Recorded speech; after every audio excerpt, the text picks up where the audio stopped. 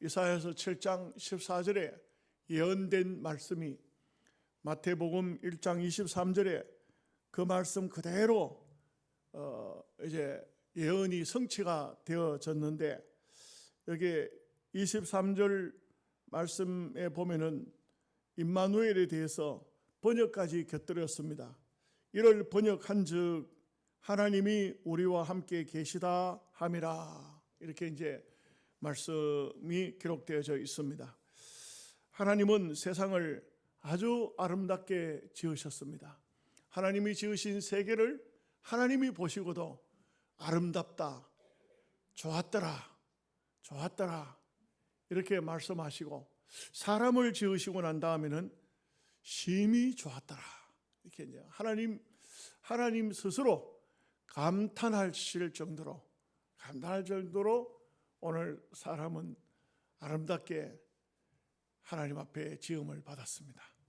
하나님과 사람과의 관계는 창조주와 이렇게 피조물로 관계가 되어집니다. 하나님께서 이 세상의 모든 것을 지어서 우리에게 주시면서 또 자유의지도 주셨습니다. 무엇이든지 생각하고 판단하고 할 수 있도록 다 하신 것입니다. 그래서 우리는 먹든지 마시든지 모든 것을 우리의 뜻대로 다 할 수 있습니다. 여러분들도 이런 자유가 있죠.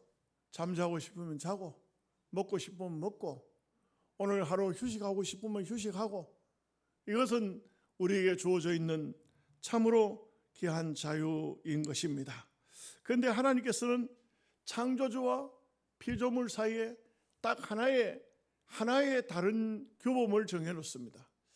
에덴 동산에다가 선악을 알게 하는 나무를 만드시고 아담을 향해서 말씀합니다. 네가 다 먹고 마시고 모든 것 다스리고 모든 것 다 할 수 있지만 선악을 알게 하는 이 나무의 실과는 먹지 마라. 요게 다른 거예요. 요거를 하나님은 명으로 주셨으며, 이것을 일명 신학적으로 행위 언약이라고 말합니다. 이 행위 언약은 지키면 영생이고, 지키지 않으면 성경이 뭐라고 하고 있냐면 네가 그 열매를 먹는 데는 반드시 죽으리라. 열매를 먹으면 반드시 죽고 안 먹으면 영생하는 것입니다. 그야말로 에덴 동산이 천국과 같은 곳이라 이곳에서 영원토록 살게 하신 것입니다. 그런데 문제는 이 에덴 동산에 뱀이 들어온 것입니다. 뱀에게 사탄이 들어가서 아담과 하와, 가장 약한 부분이 하와니까 하와를 향해서 질문을 합니다.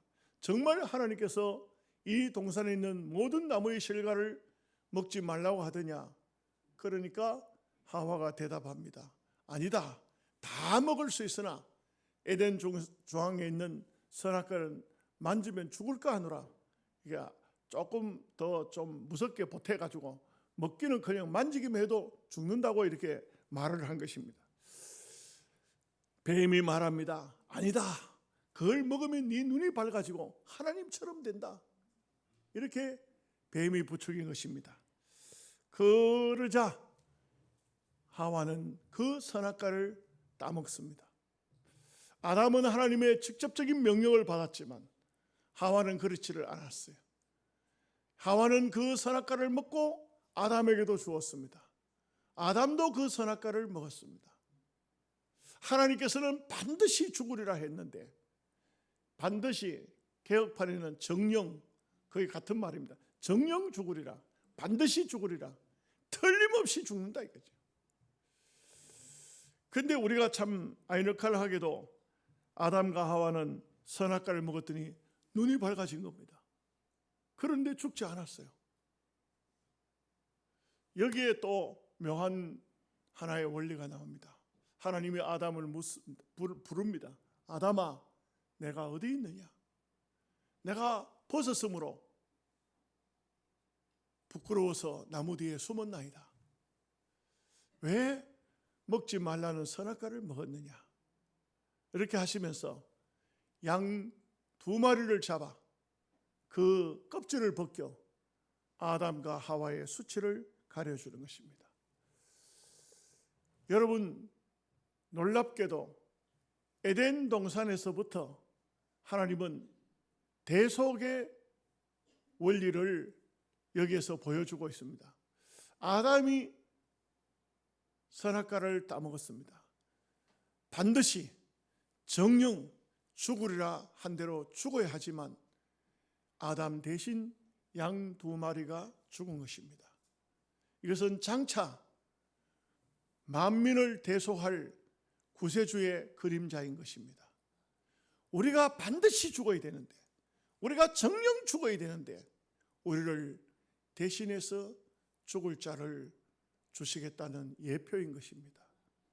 이래서 바로 예수 그리스도를 땅 위에 보내신 것이 예수 그리스도가 바로 하나님이십니다. 그래서 임마누엘이라는 것은 하나님이 너희와 함께 계신다, 이런 말씀인 것입니다. 미국의 웰슨이라는 목사님이 책을 많이 쓰는 목사님이신데, 이 목사님이 한 번은 장례를 치르고 장례사가 모는 차를 타고 2사람이서 돌아오는 길입니다. 장례를 치르고 목사님, 윌슨 목사님이 장례 기사 보고 물어봅니다. 당신은 예수님을 믿으십니까? 했더니 이 기사가 하는 말이, 목사님, 나는 예수를 안 믿습니다. 그러면서 하는 말이, 목사님 참 이상하죠. 나는요, 수많은 목사님들이 장례식에 와서 집례하는 말씀을 다 들었습니다. 오늘 천당에 이분이 입성했다고 말하고 또 천국에 대한 설명도 하고 찬송도 부르는데 저는 마음에 아무런 느낌이 없습니다. 아무 감동도 없습니다. 내가 예수를 믿어야 되겠다든지 그런 생각이 전혀 들지 않습니다. 그때 윌슨 목사님이 이 말을 합니다. 네, 그것은 바로 당신이 죽었기 때문입니다. 마태복음 8장 22절 말씀에 죽은 자들로 죽은 자들을 장사하게 하고 너는 나를 따르라. 당신은 영적으로 죽었기 때문에 아무런 감각이 없는 것입니다. 예수 그리스도는 바로 죽은 당신의 영을 살리는 분입니다. 그분을 믿어야 당신의 마음속에 감동이, 감화가 일어나는 것입니다. 그렇습니다. 오늘 우리가 예수 그리스도가 하나님의 아들이시고 나의 생명의 구주라는 그것을 믿지 못하는 분은 없으시겠죠. 이것은 우리가 믿고 싶다고 믿어지는 것이 아니고 성령의 감동으로, 성령의 감화로 우리가 믿는 것입니다. 임마누엘이라는 것은 어떤 뜻이 있을까? 첫째로 오늘 말씀처럼 하나님이 우리와 함께 하심이라, 이런 뜻입니다. 하나님이 함께 하신다. 이거 참 굉장히 귀중한 말씀인 것입니다. 여러분, 우리가 사는 땅 위의 삶 속에는 하나님이 함께하는 삶을 사는 것을 중요하게 생각하는 사람이 있고, 어떤 사람은 하나님이 함께하는 삶을 싫어 외면하는 사람도 없지 않아 있습니다. 우리가 가장 힘이 날 때가 언제냐? 하나님이 함께하는 삶입니다. 여호수아서 1장 5절에서 6절 말씀에 내 평생에 너를 능히 대적할 자가 없으리니 내가 모세와 함께한 것 같이 너와 함께 있을 것임이라. 내가 너를 떠나지 아니하며 버리지 아니하리니 오직 강하고 극히 담대히 하여 나의 종 모세가 내게 명령한 그 율법을 다 지켜 행하고 오르나 좌로나 치우치지 말라. 그리하면 어디로 가든지 형통하리라. 여러분, 참 놀라운 것은 하나님이 함께하는 삶이라는 것은 말씀대로 사는 삶이 바로 함께하는 삶이고, 이렇게 살면 좌로 우로 치우치지 않고 정로를 걸어가게 되고 하나님이 형통하게 하시리라. 예, 그렇게 말씀하고 있는 것입니다.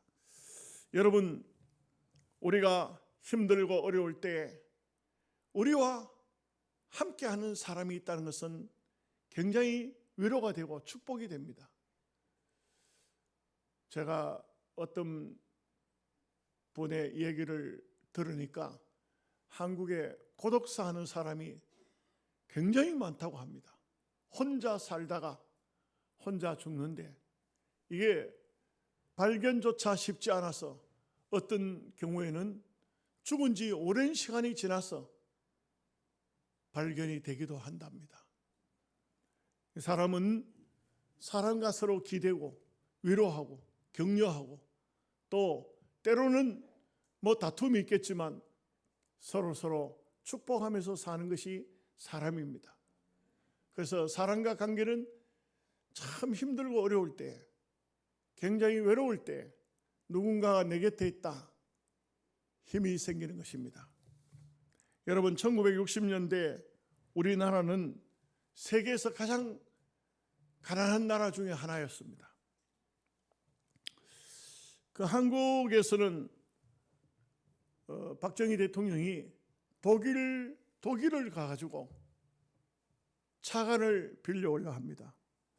그래서 독일 정부에 3천만 달러의 차관을 좀 빌려달라고 청원을 했습니다. 그랬더니 독일 정부는 대한민국에 3천만 달러를 빌려주기는 빌려주겠는데 그런데 담보를 달라고 합니다. 대한민국이 무엇으로 담보를 할 수가 있겠습니까? 박정희 대통령은 그들에게 물었습니다. 우리는 아무것도 없고 폐허가 된 이 땅덩어리에 우리가 가진 것이라고는 사람밖에 없습니다. 그렇게 해서 독일 정부와 담보로 사람을 보내기로 했습니다. 기가 막히죠. 여기에 간부가 1768명, 간호사가 1만 2천 명, 그들이 독일로 배를 타고 떠났습니다. 그리고 3천만 불의 돈을 빌려서 경제개발 5개년 계획이라는 이런 프로젝트에 대한민국이 들어갔습니다. 이 강부들이 독일에 도착을 해서 한 번도 꽃갱이질 안 해본 사람들까지 전부 다 석탄을 패러 들어간 것입니다. 섭씨 40도가 되는 그 찜통 더위 속에서 그들은 꽃갱이로 그 석탄을 캡니다. 석탄을 캐다가 모자를 쓰고 했지만 석탄 덩어리가 떨어지면서 팔에, 옆구리에, 또 때로는 얼굴에 석탄이 떨어지면서 얼굴이 터지고 팔이 깨지고 몸뚱이가 찢어지면서 그 석탄 가루가 들어가서 그게 그냥 그대로 봉합이 다 석탄 가루를 끄잡아내지 못하는 바람에 강부문신이라는 새로운 단어가 생겼습니다. 얼마나 그들이 고생을 많이 했습니다. 1만 2천 명의 간호사들이 갔지만 이 간호사가 언제 간호 공부를 했습니까? 좋은 말이 간호사지. 가서 하는 일이라고는 청소부입니다. 병원에 가서 청소하고 죽은 사람 시체 닦고 이런 일들을 그 여자아이들이 가서 한 거예요.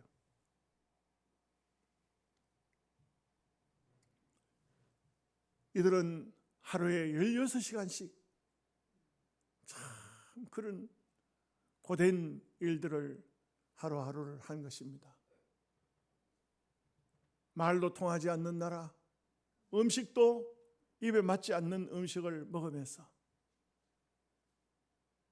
얼마나 외롭고 얼마나 힘들었을까요? 이때 박정희 대통령 네 분이 우리 그 아이들을 격려하기 위해서 독일로 갑니다. 그리고 한 체육관에 이 사람들을 다 모아놓고 대통령이 연설하기 전에 애국가를 부르죠. 동해물과 백두산이 마르고 닳도록 하나님이 보호하사 우리나라 만세. 모두가 다 울기 시작하는 겁니다. 펑펑 울었습니다. 그날 박정희 대통령은 이런 연설을 했다고 합니다. 가난 때문에 이역만리 지하 수천 미터에서 일하는 여러분들의 새카만 얼굴을 보니 목이 메어 말이 잘 나오지 않습니다. 여러분, 우리는 아직까지 이렇게 못 살지만 후손에게는 잘 사는 나라를 물려줘야 하지 않겠습니까? 식순이 끝나고 대통령은 그 강부들 손을 일일이 손을 잡아주고 유경수 여사는 그 간호사들을 일일이 다 품에 안고 다 얼싸안고 눈물을 흘렸다고 합니다. 이것은 우리 지나간 과거의 아픈 역사 얘기입니다. 여러분, 그 강부들이 힘들다고 그 어떤 누구도, 그 한 사람도 석탄 강부의 삶을 포기하고 돌아온 사람은 없습니다. 이 간호사들이 거기 가서 온갖 멸시와 천대를 다 당하였지만 가서 그 노동이 힘들다고 돌아온 아이들은 없습니다. 대통령이 가서 그들을 위로하고 그들에게 우리가 지금은 이렇게 가난하고 힘들고 어렵지만 장차 미래에는 우리 후손들에게는 잘 사는 대한민국을 물려줘야 되지 않겠냐고 하는 그 대통령의 연설이 그들의 마음속에는 깊이 있게 박힌 것입니다. 그렇습니다.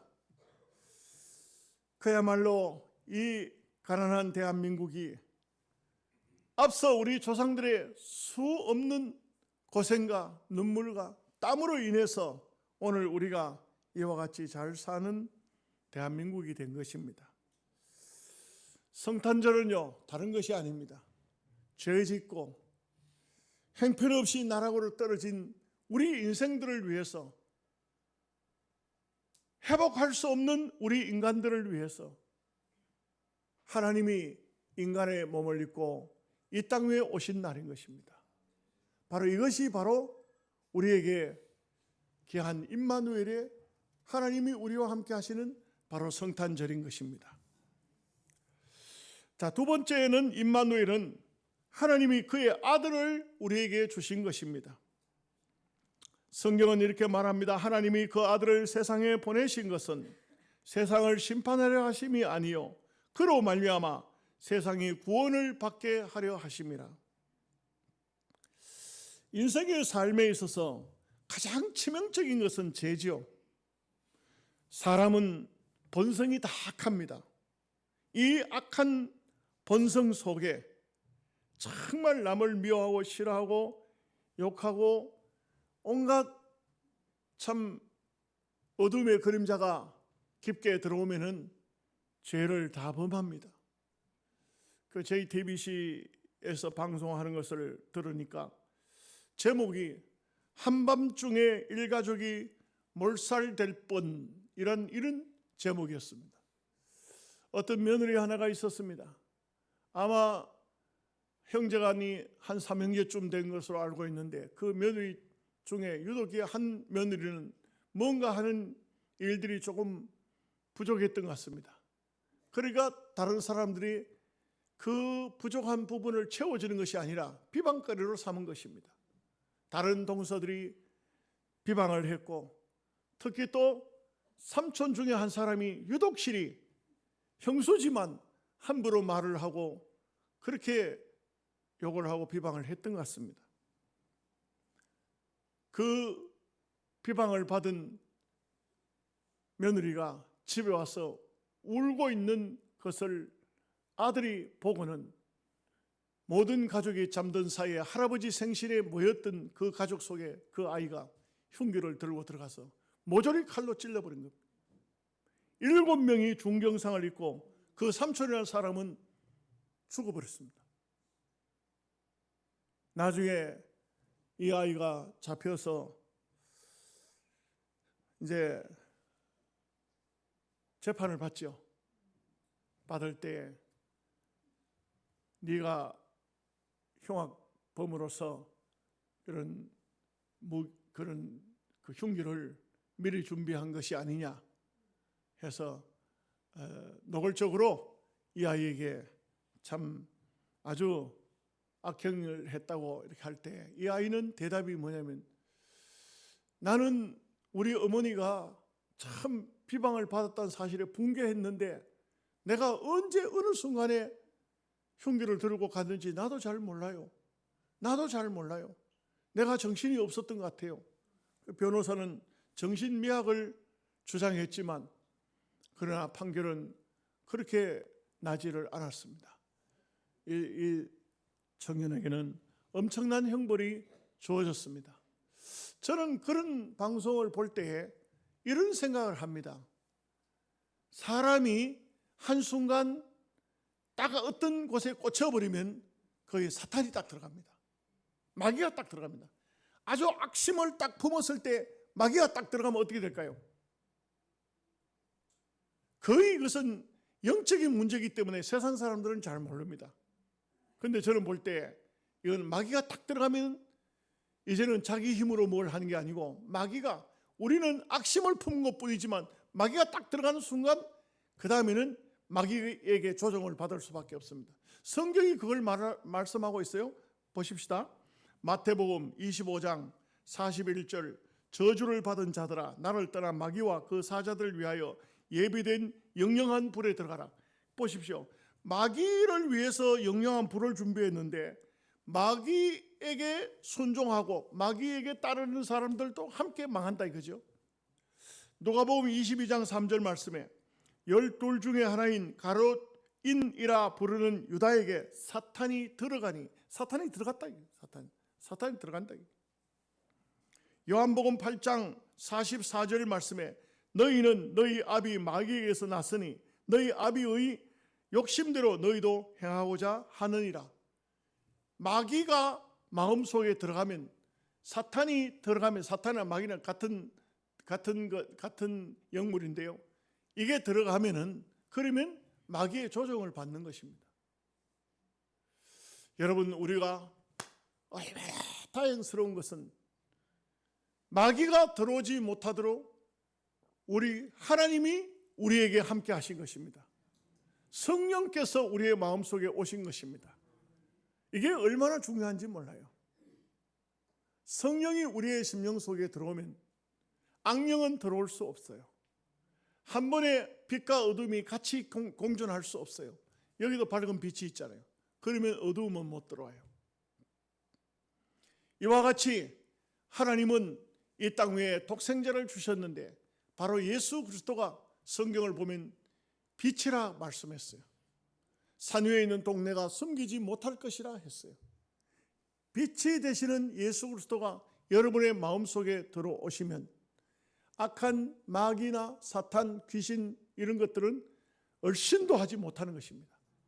그래서 우리는 항상 주님을 의지하고 빛 대신 예수님을 마음속에 모시고 살아야 하는 것입니다. 세 번째는 임마누엘은 하나님이 인간들에게 주신 최고의 축복이요 선물입니다. 요한복음 3장 16절에 하나님이 세상을 처럼 사랑하사 독생자를 주셨으니 이는 그를 믿는 자마다 멸망하지 않고 영생을 얻게 하려 하심이니라.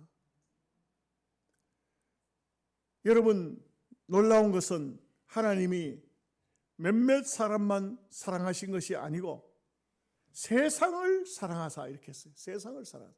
이 땅 위에 있는 모든 동서양을 가리지 않고 남녀노소를 가리지 않고 모든 사람을 사랑하사 한 것입니다. 참 얼마나 신기합니까? 우리 하나님은 이 땅 위에 인간적으로 따질 때 얼마나 못된 사람도 많고 악한 사람도 많은데도 다 그들에게 기회를 줍니다. 너희가 어떤 삶을 어떻게 살고 있든지 하나님의 아들이신 예수님을 영접해라. 영접하면은 그 다음에 할 일은 하나님이 하시는 일입니다. 요한복음 15장에 보면 나는 포도나무요 너희는 가지니 너희가 내게 붙어만 있으면 저는 절로 가시를 맺느니라. 우리가 무엇을 하는 것이 아니라, 우리가 어떤 것을 하는 것이 아니라, 우리가 예수님을 믿기만 하면, 예수님을 영접하기만 하면 하나님이 우리를 거듭나게 하시고 변화되게 하신다는 거예요. 이게 바로 하나님의 사랑인 것입니다. 로마서 5장 8절 말씀에 우리가 아직 죄인 되었을 때 그리스도께서 우리를 위하여 죽으심으로 하나님께서 우리에게 대한 자기의 사랑을 확증하셨느니라. 우리가 사랑을 받을 만한 아무런 조건이 없어요.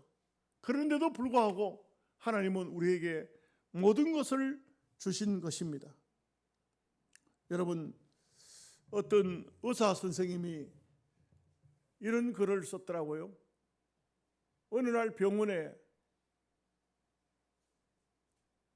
어머니하고 딸하고 둘이가 들어왔어요. 의사 선생님을 만나겠다고 왔어요.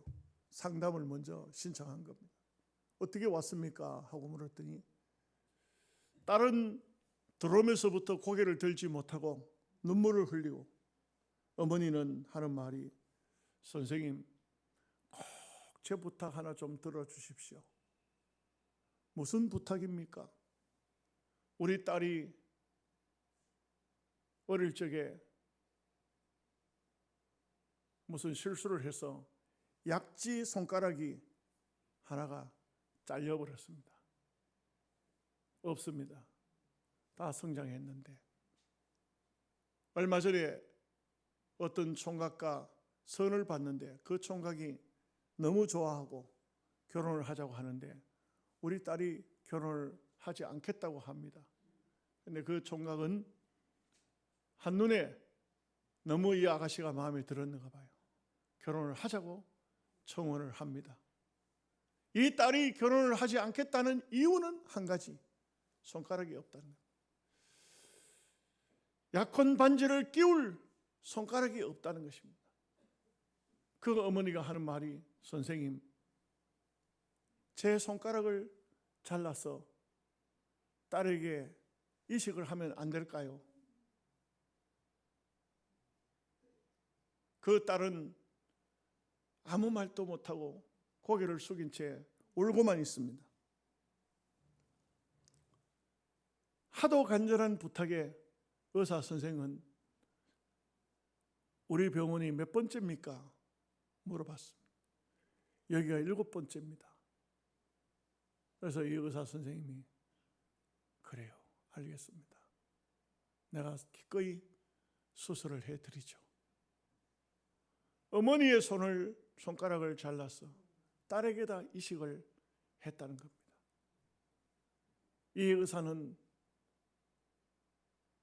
자기가 지금까지 의사로서 해본 일 중에 가장 힘든 일을 했다는 것입니다. 의술이 힘들어서가 아니고 산 사람의 손가락을 잘라서 또 산 사람에게 옮겨야 되니 이거보다 더 마음이 아플 수가 없다는 것입니다. 어머니는 자기 손가락이 잘린데도 의사한테 고맙다고 울고, 딸은 어머니의 사랑에 눈물을 흘리고, 의사는 의사대로 이런 일도 내가 해야 하는가 울었다고 합니다. 저도 그 글을 읽으면서 가슴이 먹먹했습니다. 그렇습니다. 어머니의 사랑이 한이 없이 자식을 향하여 있듯이 하나님의 사랑이 오늘 우리에게 독생자까지 주시는 임마누엘의 사랑이었다는 것입니다. 이것이 바로 임마누엘의 깊은 뜻입니다. 아들을 주신 하나님의 사랑. 그야말로 하나님의 사랑은 최고의 사랑이었습니다. 사랑하는 성도 여러분, 성탄절입니다. 이 성탄절은 바로 하나님이 인간의 몸을 입고 땅 위에 오신, 즉 하나님이 아들을 세상에 보내신 계절입니다.